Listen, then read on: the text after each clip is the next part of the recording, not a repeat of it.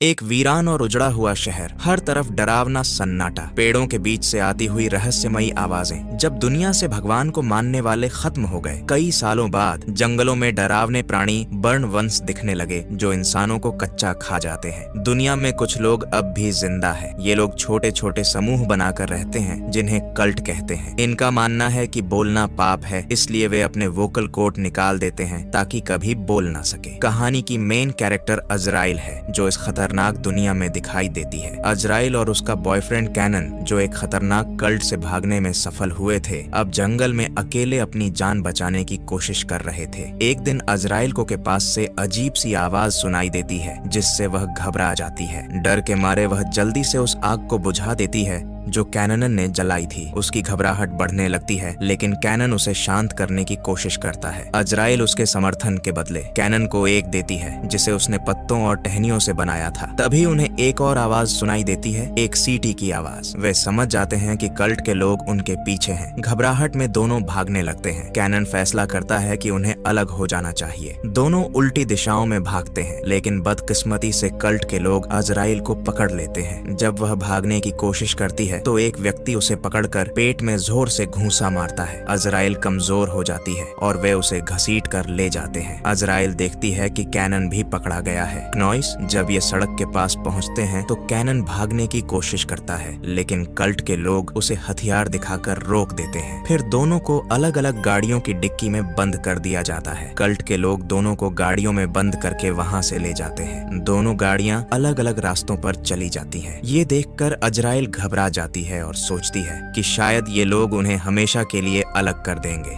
वह गाड़ी से बाहर निकलने की कोशिश करती है लेकिन कुछ नहीं कर पाती। थोड़ी देर बाद गाड़ी रुकती है और कल्ट के लोग अजराइल को लेकर जंगल के बीच एक जगह पहुंचते हैं। वहां पहले से ही कई और कल्ट मेंबर उसका इंतजार कर रहे होते हैं। उन्हीं में से एक जोसेफिन भी होती है जो कल्ट की लीडर है। अजराइल को एक कुर्सी से बांध दिया जाता है। फिर जोसेफिन उसके पैर पर एक कट लगाती है जिससे खून बहने लगता है। कल्ट के लोग उसे बाली के लिए तैयार करने लगते हैं। तभी तेज हवा चलने लगती है और थपेड़ों से लटकती हुई बोतलें आवाज करने लगती है। ये सुनकर सारे कल्ट के लोग डर कर पीछे हट जाते हैं और कुछ मंत्र पढ़ने लगते हैं। तभी वहाँ एक बर्न वन आता है जो अजराइल की तरफ बढ़ने लगता है। अजराइल डर जाती है और किसी तरह अपनी कुर्सी को तोड़ देती है। एक मेंबर उसे पकड़ने के लिए आता है ताकि अजराइल भाग न सके, लेकिन अजराइल उससे लड़ाई करती है और अचानक से उसकी गर्दन में लकड़ी का एक टुकड़ा घुसा देती है। वह क्रिएचर उस मेंबर को पकड़कर खाने लगता है। अजराइल ये सब देखकर चौंक जाती है और वहां से भागने की कोशिश करती है। जोसेफिन और बाकी के मेंबर दूसरी तरफ ध्यान दिए हुए थे क्योंकि यही उनका रिचुअल करने का तरीका था। अजराइल के भागने का जोसेफिन और बाकी कल्ट मेंबर्स को काफी देर बाद पता चलता है। तब तक वह काफी दूर निकल चुकी होती है। कुछ समय बाद अजराइल एक नदी के पास रुकती है। वह अपने घाव धोती है और जंगल से कुछ जड़ी बूटियां तोड़कर एक कपड़े में बांधकर अपने घाव पर लगा लेती है। इसी बीच एक बर्न्ट वेन क्रिएचर वहां पहुंच जाता है। उसे आते देख अजराइल तुरंत खुद को पास की खाली बिल्डिंग में छुपा लेती है। वह अंदर जाकर अंधेरे में छुप जाती है। कुछ देर बाद उसे ढूंढते हुए बिल्डिंग के अंदर आता है लेकिन जब उसे अजराइल कहीं नजर नहीं आती तो वह वहां से चला जाता है। अजराइल कुछ देर और वहीं छुपी रहती है, फिर वहां से निकलने की सोचती है। अजराइल रास्ता ढूंढते हुए आगे बढ़ती है और टायर के निशान का पीछा करते करते उसे उस कैंप का पता चल जाता है जहां कल्ट के लोग रहते हैं। वह छुपते छुपते कैंप के पास पहुंचती है और वहां अंदर जाने का एक गुप्त रास्ता ढूंढ लेती है।